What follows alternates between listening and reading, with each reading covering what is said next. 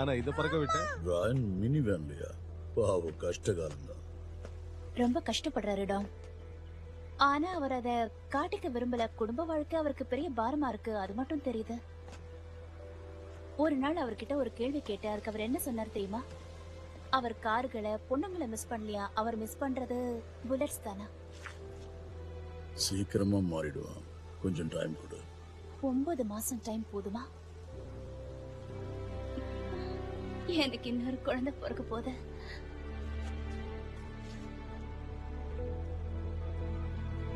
இத நீ இன்னும் அவன்கிட்ட சொல்லலையா? ஜாக், ஸ்கூல் வரைக்கும் ரேஸ் தான். ரெடியா? சீக்கிரமா சொல்லிடு. ஜாலியா போல? போலாமா?